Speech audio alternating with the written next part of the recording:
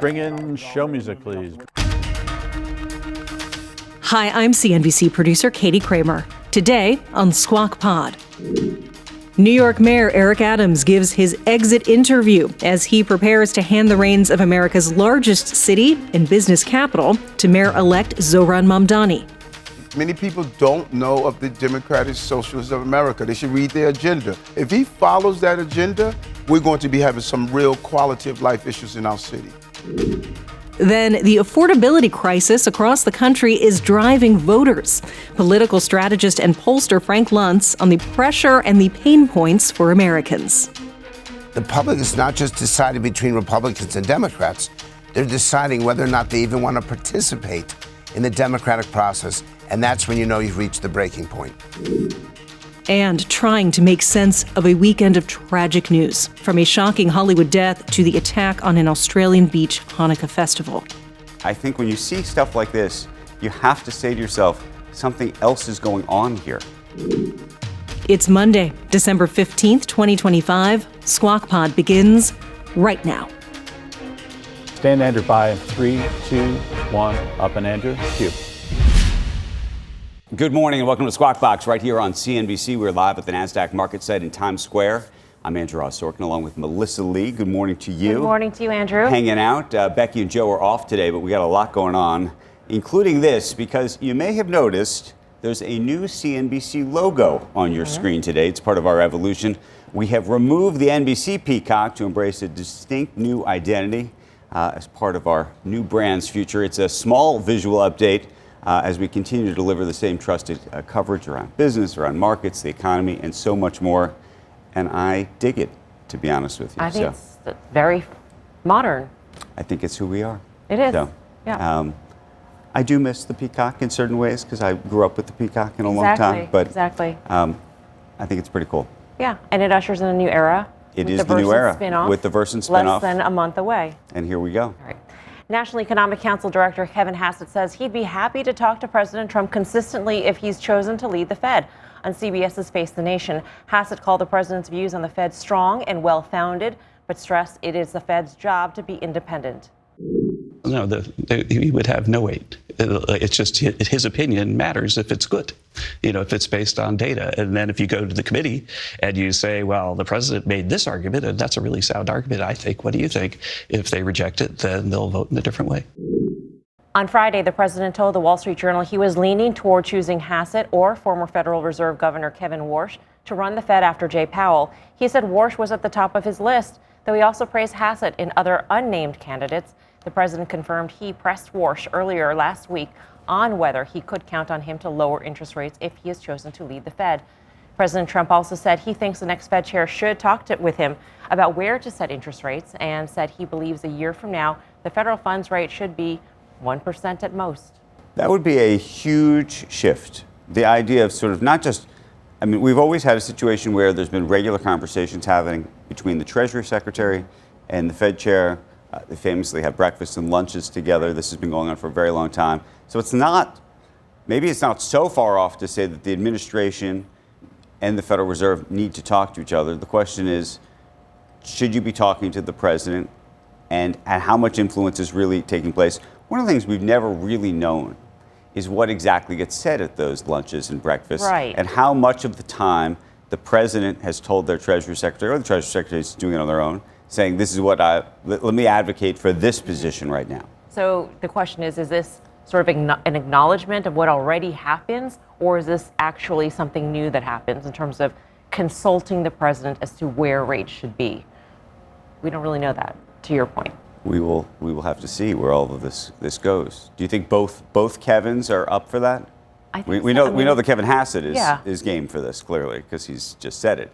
Right. I don't know whether the others will do the same. I don't know, but I assume that they want to serve the president. They're going to be appointed by the president, and they will engage with him, right. Whether or not they admit that it's consultation of sorts or advisory, or if they just say we're having a discussion. Meantime, the chief financial officer of Elon Musk's rocket company, SpaceX, telling employees that the firm is preparing to go public next year and will buy shares from insiders in a deal that values SpaceX at around $800 $800 billion. That's according to multiple reports that took place over the weekend. They say a letter late last week from SpaceX's CFO, Brett Jensen, to employees and other shareholders laid out plans for SpaceX to buy about $2.5 billion worth of those shares from eligible stockholders at $421 a share. That's about double the previous internal value. And according to reports, the letter says the proceeds from an IPO could be used to increase the number of Starship launches, deploy AI data centers in space, and send crews to Mars. So it's not the 1.5 trillion number that you've heard bandied about yet, but maybe that's still on the road. Yeah. And what's interesting, too, are the firms that have invested early on in SpaceX and now have these unrealized gains that are enormous. Right. Like Google in April said it had an $8 billion unrealized gain, which was assumed to be SpaceX. Fidelity also has is in the same situation. So once this thing goes public, those will be realized gains. That should be interesting. Yep. Australia's leader proposing tougher national gun laws after a mass shooting targeted a Hanukkah celebration in Sydney, leaving at least 15 people dead. The Australian Prime Minister said he would push for limits on how many guns licensed owners can obtain, and he also said licenses should not be granted forever. The shooting at Sydney's popular Bondi Beach was Australia's worst in almost 30 years. Close to 40 people were being treated at hospitals. Police said the two shooters were a father and son. The father was shot dead. Australia's national broadcaster said 2 Islamic State flags were found in the gunman's vehicle. The shooting spotlighting whether Australia has done enough to stem rising anti-Semitism. Synagogues and other buildings have been targeted since the Israeli-Hamas war began in 2023. You know, I didn't know if I wanted to say anything about this or not. I don't know what you have to say about this. Obviously, the whole situation is just so devastating. But the thing that I've been thinking about a lot is we've been seeing so much anti-Semitism across the world, but here in the United States. And we have a debate oftentimes on this set and around that has been considered an acceptable debate. And I don't know if it should be considered acceptable, which is there are folks who debate and say they're debating the politics of Israel. I think that's probably a fair debate, right? You can decide that you don't like the politics of Israel or what Israel's doing at any given time. But there's been a much bigger push over the past couple of years of a true anti-Zionism, anti-Israel debate in totality. And I think there's a genuine, I know people think that somehow you can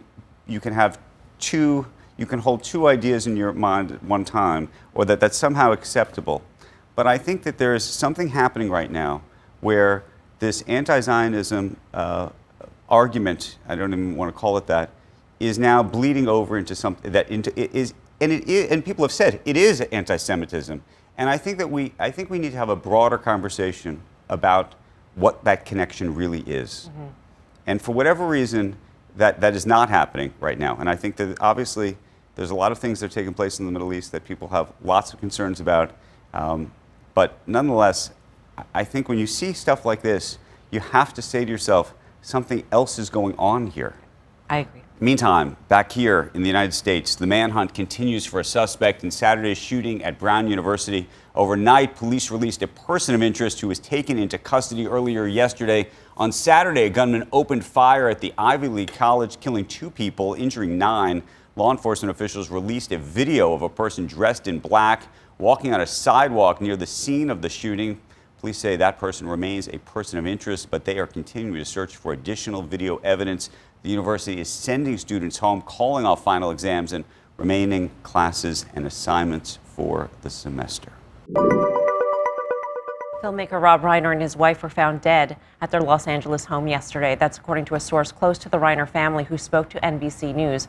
Their source said the couple appeared to have died from stab wounds. LA police said they responded to a report of 2 deceased individuals at Reiner's home. Police said a death investigation was underway. Reiner was 78. He was known for his role in All in the Family and directing popular films, including The Princess Bride, When Harry Met Sally, and A Few Good Men. His wife, Michelle Singer Reiner, was 65. And I just want to say, I think we have to send our love and prayers to everybody. I mean this is one of those weekends. The tragedies that have happened this weekend. Is very hard to, in almost every instance, we would sit here and talk about this for a much longer time. The Reiners, think about it. You just reeled off those films. If Joe was here, we'd be talking about those films this morning. They were all extraordinary. The families on Bonnet Beach, folks at Brown. Still to come on the podcast, New York City Mayor Eric Adams in his first national exit interview as his time leading the Big Apple wraps up at the end of the year. What's the next plan for the mayor? What are you going to do next? Smoke a cigar, have fun, enjoy Jordan. You know, I've been doing this for 40 years. Squawk Pod will be right back.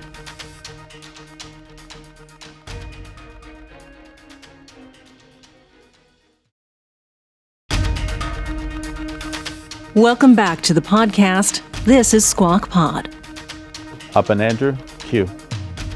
You're watching Squawk Box right here on CNBC. Melissa Lee is hanging out with us today. Becky and Joe are both off. With just a few weeks left in office, we are joined now by New York City Mayor Eric Adams, and at least for us, what may be an exit interview of sorts. It's good to see you, Mr. Mayor. Hey, great being here this morning. I want to talk about the last 4 years, but really want to talk about the next 4 years and what you see in this city. We were talking a little bit off camera just about the next mayor, and I had said to you, so maybe you could say it on TV, whether you had met with the mayor and just what that experience has been like, because you guys have obviously been at it on both sides. And it happens during campaign season.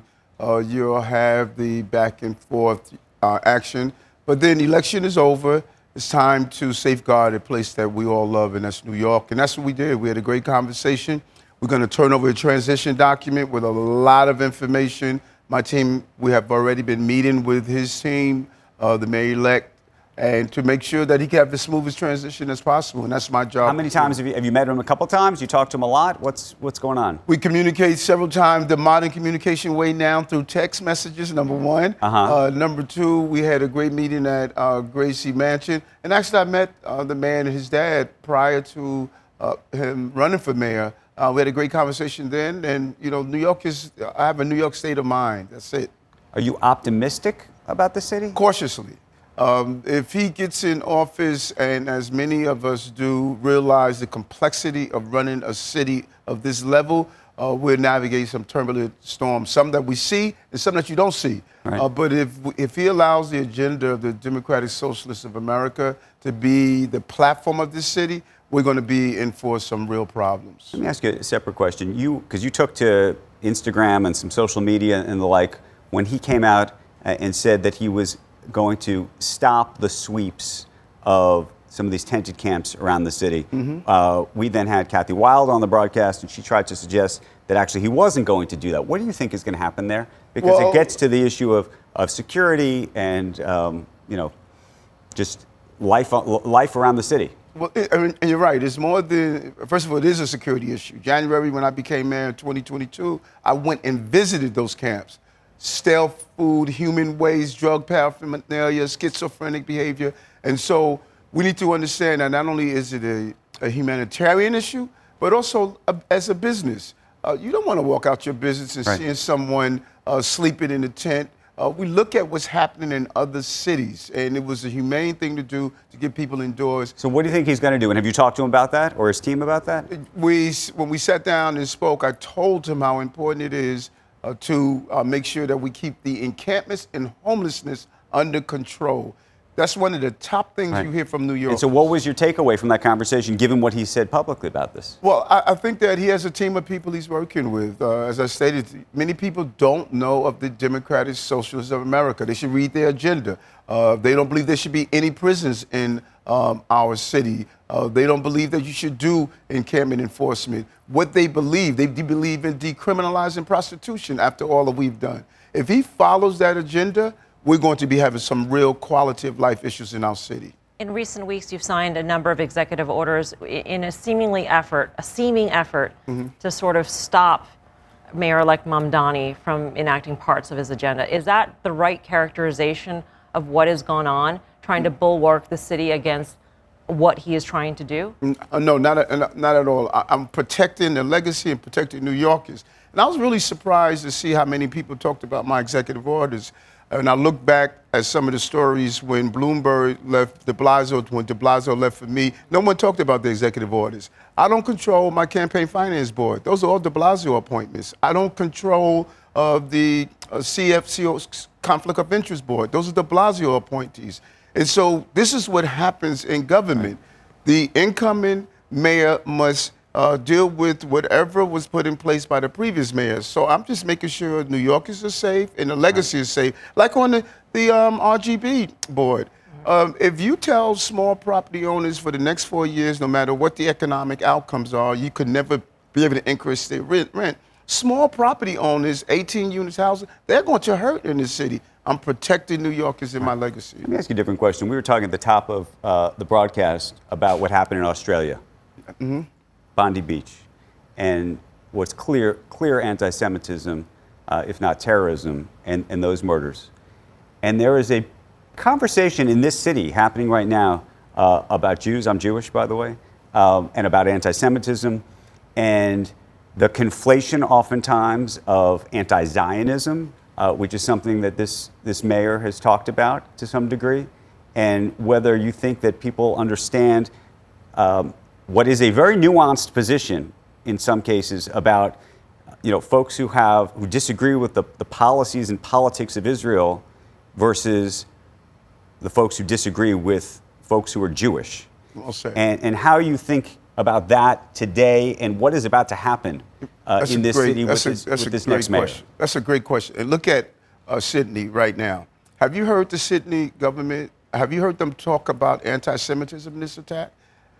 Have you heard them since October 7th, 100,000 Jews in that country? Have you heard them stand firm? No, you haven't. And that's troubling. And if the leadership of a country or a city is not willing to point out when a particular group of people in that country or city are being harassed, harmed, threatened, standing in front of a synagogue, calling for globalized intifada, if we're not willing to stand up as the leader of the city and say this is wrong and it's not going to happen, that is what's troubling. Anti-Semitism has been normalized across the globe in general, but specifically here in New York, and that's what Mayor-elect must push against. Let me ask you about this next mayor then. Yes. So what do you think his real position is? By the way, he came out, to his credit, I think, yesterday, put out a statement about not just what happened at Brown University, but what happened, at Bondi Beach. And I just wonder what you think it portends for the city. Well, he has to corral his supporters, and when you go into office with your staffers, your supporters, and their philosophy is the destruction of Israel, and translate into what you verbalize and what you show here in your city, that's a problem. And he must corral his supporters and send a very clear message, not only about what he say, but it's in action. Don't dismantle the IRA definition. Don't dismantle my Office of Combat Anti-Semitism. Keep doing the groups sessions that we're doing with communities across the city to bring us together. So you can't say in one breath that Israel does not have a right to exist. Then you have so many Muslim countries that have Muslim leadership. I've been to Saudi Arabia. I've been to Oman. I've been to Jordan. They are clear Muslim countries, and they have a right to exist. I respect their right to exist. Israel has a right to exist. Our only partner, when you think about it, they're against ISIS. ISIS hate America. They're against Hamas. Hamas hates America. They're against all these other terrorist groups who hate America. I'd rather align with those who love me than those who hate me. Let me ask you a separate question. Commissioner Tisch, who runs the NYPD. Yes. She worked for you. She's going to work for him. Do you think that she is going to be in that role a year or 2 or 3 from now? We hope so. Look what we've done with crime. 25,000 illegal guns off the street. We had one period over last week, 12 days without a homicide. We're seeing record level of safety on our subway system, where the employees of the companies that watch the show. The reason I asked the question, though, is having spent time with this next mayor, though, do you feel confident that he is going to give her the independence to make the decisions that, by the way, clearly she has views that are different from his? That's the conversation that the two of them, I'm sure, they had when they sat down together and she made the determination what she's going to do next. I know she loves the city, And I know that, like my other commissioners, Commissioner Sewell, Caban, and now her, there's been a consistent decrease in crime. Our city is still the safest big city in America. More jobs in this city in the history, broke the record 11 times, more small businesses, AA bond rated. This city is on a good plateau that we can't allow safety to harm it. In terms of what you're looking forward to in 2026 and the concerns that you may have, we were discussing in the break that we, as New Yorkers, will be able to fare whatever comes pretty well. We're very fortunate, but there are many in New York who aren't, and they're the people who, in large part, voted for Mayor-elect Mamdani. In terms of the policies, where are you the most concerned in terms of the policies not necessarily serving those who are the most vulnerable, whether it be in educational funding or safety in the streets? I mean, that's a great question. Where are you worried? Okay, two things. Number one, those weren't the New Yorkers who voted for him. Let's be clear. 49% of New Yorkers did not vote for him. 49%. 50.3 or 4 did. So many New Yorkers are concerned. But here's my areas of concern for New Yorkers. Public safety. He wants to release 3,000 inmates from Rikers Island. They're going to go back to the communities they preyed on, the Brownsvilles, the South Jamaica, Queens, etc. He wants to decriminalize prostitution. We did a great deal of work to tell these young girls and boys, don't sell your bodies on the street and be exploited. We're going to go backwards in that area. You can't tax communities based on their ethnicities. You can't tax white communities based on their ethnicities. We saw that what's happening now with African American and Asians and other communities are being taxed based on where they located. Can't do that. And you can't run millionaires out of the city. 51% of our taxes. So we're in a financial ecosystem where the guys that drive the limousine should have a good pay, and the guy that's sitting in the back of the limousine should pay his taxes. So if he continues the GSA policies, it's going to hurt working class people. That is my concern. Let me ask you a different question. Yes. Given your concerns about this mayor, yes, this is a personal question for you. Mm-hmm. You dropped out of this race. Mm-hmm. There's an argument to be made that you should have dropped out a lot earlier. Mm-hmm. That if, in fact, you really wanted to prevent this mayor from winning and wanted somebody else to win, mm-hmm. in this case, Andrew Cuomo, who I don't think you were a big fan of either, mm-hmm. that you needed to have dropped out much earlier in the process to give him a chance, and whether he would have had a chance, a better chance to win mm-hmm. otherwise. Think about that. See, think about how ridiculous that question is. I'm the sitting mayor of the city of New York who stated, I'm not going to run in the primary. I'm going to run in the general to go head to head. And many people said, Eric, that makes no sense. And then all of a sudden, people realized how wise I was, because head to head, we would have had a fair chance to win. And I had many conversations with the governor and said, Governor, let's look at this field. You had the primary. Let me now go. So you're arguing that he should have dropped out earlier, without and then you would have won. Without a doubt. You know, sitting mayor, we were able to put together the operations to have a serious campaign, and look at the outcome. 49% of New Yorkers who didn't come out to vote. Many women didn't come out to vote because of how they felt. But the polls did not seem to reflect that and I think one of the reasons that you dropped out was, in fact, that you weren't going to win. No, the reason I dropped out is because we could not have a three-way race as other candidates dropped out. I did what was best for the city, not what was best for me. And where I'm going with this is, would it have been best for the city to have dropped out earlier, a month or 2 or 3 months earlier? That's where I'm going with this. Yeah. And in retrospect, everything's, it's a lot clearer afterwards, so I get that. But when you look back at it now, if we were to go to lunch 5 years from now, would you say, you know what, maybe I should have? No. Maybe I should have done what I was sworn to do, to run for office, run for re-election as the sitting mayor. Remember what I'm saying here. Right. I was the sitting mayor, the second African-American mayor in the history of this city. I'm the sitting mayor. If I would have said after the primary that I'm going to abandon right away, that would have been the same foolish thing to do when people were calling me to step down while I was navigating the city in the right path. I made the right decision then. I recovered our economy. I brought down crime. I built more housing than any man in the history of the city. I improved our education. Just as I didn't listen to those who were saying, step down. Mr. Mayor, I give you actually an enormous amount of credit. I actually think that you've done an extraordinary job, and the city has prospered during your time here, no question. I also think, for whatever reason, and I apologize for saying it to you this way, but because of some of the scandal and baggage and the relationship with the situation with Trump, you were considered a flawed candidate. By the way, Andrew Cuomo was also considered quite a flawed candidate. Curtis Lewa was considered a flawed candidate. I'm saying there's a lot of flawed candidates Mamdani was considered a flawed candidate. 100%. Listen, you had a 49 to 50.3 or 4. Everybody was a flawed candidate. So the goal was to follow the plan that Eric laid out.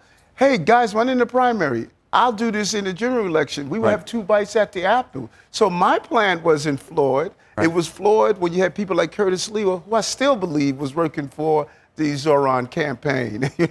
You think he was real? Why? Without Based a on doubt. what? Without a doubt. Based on what? A number of things. He never raised money like this before when he ran for office. So what was all those contributions coming from? Number 2, he clearly knew he had no chance of winning. He clearly knew that, but he stayed in anyway. And then do an analysis of who he attacked. He didn't attack Zohran.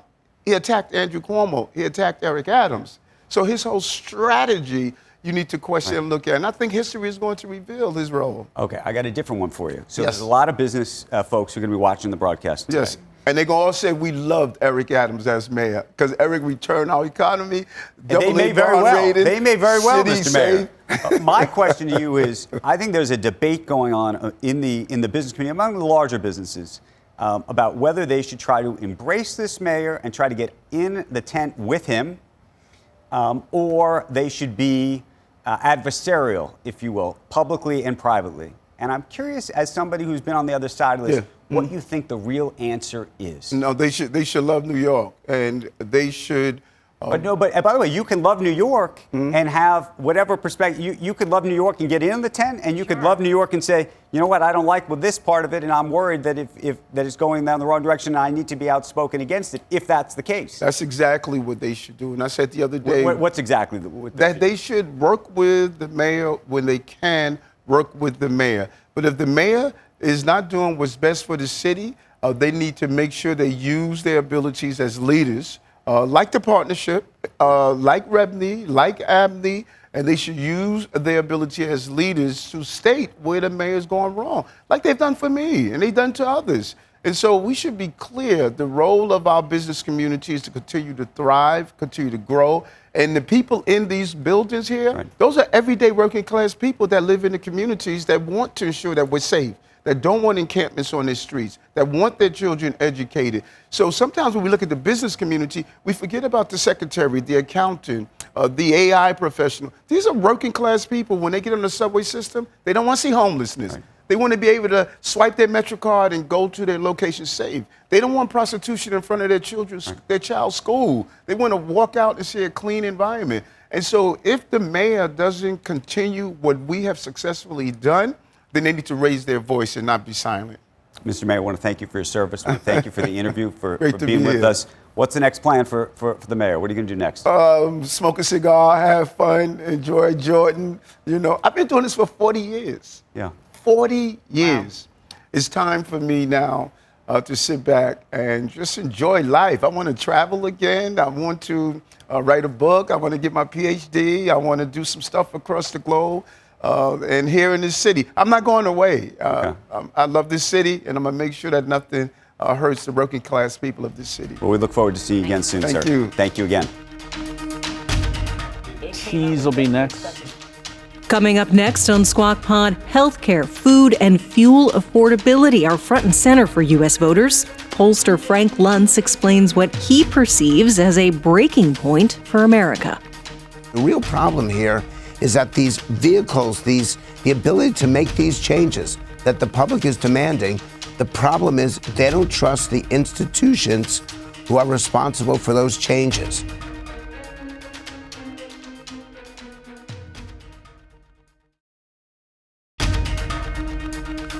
You're listening to Squawk Pod from CNBC, today with Andrew Ross Sorkin and Melissa Lee. The number one issue facing Americans today, which they say will impact their vote in the 26 midterm, is affordability of everyday items like food and fuel. That's according to a recent survey conducted by our next guest. Joining us right now is pollster and political strategist Frank Luntz. Frank, it's great to see you. We've been talking about this word affordability, which has become sort of part of the political, if not popular lexicon. The president has said that word is a con job. Greg Ip from the Wall Street Journal has even raised questions himself about what even affordability means. But given that you work in the world of language and how people use it and how people think about it, where does it really lie and how do you explain it? It's very significant. A year ago, I was on your show. We talked about inflation, and I criticized those who use that word because the average American doesn't talk about inflation. That's an economist word. The average American talks about affordability or cost. Can I afford the food, the fuel, the housing, the health care? But there's something that's even more important. Half of Americans now live, and I quote, paycheck to paycheck. And how they define that is different. But these are people who have trouble paying their bills on a monthly basis. And when half of Americans are saying that, that tells me that this economic insecurity and anxiety is real. And Andrew, let me give you three numbers behind this. 1/3 of Americans could not afford a cost, an unexpected health care cost of $5,000. And that's powerful. And when I know that half of Americans have trouble with their expenses, it goes from a concern to a crisis. And you'll notice that the number one issue is food. And the number two is food and fuel. And the number two issue is affordable health care. That's why this debate that's coming up in the Senate and the House is so important. And my warning to both political parties, if you don't figure out a way to make health care costs more affordable, the public is going to punish you 1 year from today. So, Frank, here's the real question, though. Is it about bringing costs down, or is it effectively about bringing wages up? Because that is there's two ways to handle this situation. And the question is, which measure, effectively, politicians even have a real role over changing? Well, that's a brilliant question. And no one asks it that way. And that's what I study, because I'm a language person. And I know that it's the outcome. It's the result. Wages are important, but costs are vital. Wages put you in the game, but if your wages are up and you still can't afford the house you want, the health care you need, and the food and fuel you deserve, what good is it? So I'd say to you that costs are more important. And secondly, it's not just that health care has become unaffordable. It's actually that things have become so expensive and prices are considered too high. When you think about just affordability, though, and the measure of affordability, how much of it is the price rise relative to where it was a year or two ago? The reason I mention this is because you start to think about yourself, think about the country historically. Even when you think about numbers like unemployment sometimes, I think to myself, right now, for example, unemployment in this country on a historical basis is actually quite low. It's almost like Alice in Wonderland, to be honest with you. Go back and think about where unemployment was after the financial crisis, 10%. Middle of the pandemic, 14%. I wrote about 1929, back in 1932, 25%. Lowest unemployment we ever had was 2.5%. But people would say right now that somehow we're having, I've heard from people say this, we have a real unemployment problem in this country. But it's all relative. And so the question is how we should think about prices on a relative basis, how you should think about employment on a relative, and is it just a year look back, a 2-year look back, a 5-year look back? What is the measure in your mind? It's right now compared to the past. And that's the best I can give you, because that's accurately how Americans see things. That they look at it and how it impacts them personally, not their neighbors, not the country. We don't care what the overall numbers are if we're suffering. By the same token, if things are well for us and they're not well for other people, we don't see it, we don't perceive it. So it is relative, but there's no absolute. And I would say to Democrats, I'm going to go back to health care, y'all keep coming back with a government solution. That's a mistake, because the American people don't trust the government to do anything on health care. And for the Republicans, they keep coming back to an insurance-based solution, and Americans hate insurance companies. So, Andrew, the real problem here is that these vehicles, the ability to make these changes that the public is demanding, the problem is they don't trust the institutions who are responsible for those changes. By the way, that's why I'm here in studio and not doing this on Zoom. I want people to hear this clearly. We are at a breaking point in this country. that the public sees that these problems, that the challenges that have faced them are so significant, and that neither political party, I'll repeat that, neither political party has the answers for them or is willing to do it. And the final proof for them was a government shutdown that lasted months, many weeks, 6 Frank, weeks, I guess. It sounds like both parties then are between a rock and a hard place, because you're saying that the only solutions the American people will accept are solutions that lie outside of the government, and yet that's what's in the control of the administration, of Congress. What needs to be the messaging of either the administration or Democrats if they want to maintain control or gain control, in the case of the Democrats, to the American people? What is the gap in the messaging here?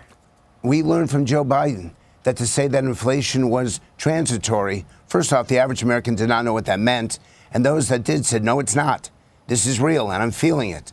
And Donald Trump won the election in 2024 precisely because the Biden administration did nothing in the eyes of the public on inflation. Remember, it's not reality, it's perception. If you perceive this is happening, you'll believe that that's the truth. Secondly, the Trump administration seemingly doesn't seem to prioritize these issues. And combining it with a big, beautiful bill, which was his language, his name for that legislation, it was a bad name. It was inefficient and ineffective to promote what was happening in that legislation. And now he realizes it when it's upside down in terms of public support.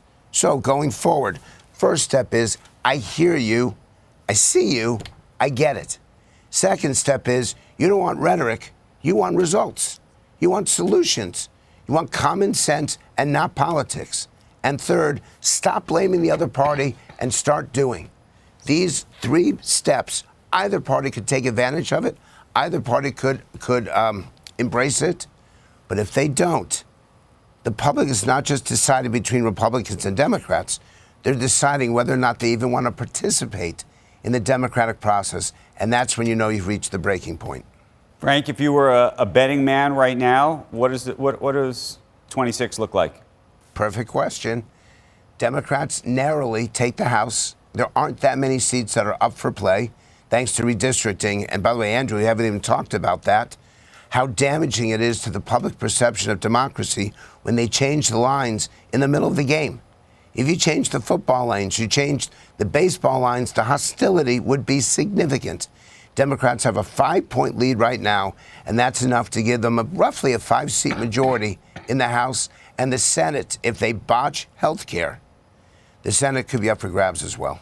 The health care debate, does that work in the favor of Democrats or Republicans come 26? The government shutdown, for a long time, there were a lot of people blaming the Democrats for shutting the government down, but I do wonder strategically whether that will ultimately work in their favor, especially if there are these major price hikes as we get closer to the election. If they believe that Republicans are tone deaf on health care, they will punish them. If they believe the Democrats are trying to make political gains, and I go back to Enron, Andrew, I'm old.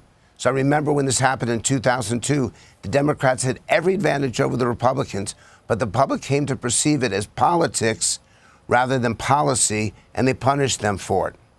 If it looks like it's an insurance company's solution, the Democrats will benefit. If it looks like it's a government solution, the Republicans will benefit because the public doesn't trust either of them. At this moment, the Democrats have a slight advantage, but my God, we've got a year to go. And in the end, voters don't make up their minds until Labor Day before the election. That's the date you want to watch. Frank, always appreciate your perspective, specifically appreciate it this morning on this important topic, and appreciate you coming in this morning to articulate it to our viewers. Thank you. Happy holidays.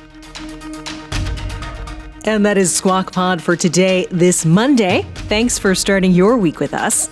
Squawk Box is hosted by Joe Kernan, Becky Quick, and Andrew Ross Sorkin. Tune in weekday mornings on CNBC at 6 Eastern to get the smartest takes and analysis from our TV show right into your ears. Please follow Squawk Pod wherever you get your podcasts. We publish for free every Monday through Friday, so you won't miss a thing. Have a great day. We'll meet you right back here tomorrow. We are clear. Thanks, guys.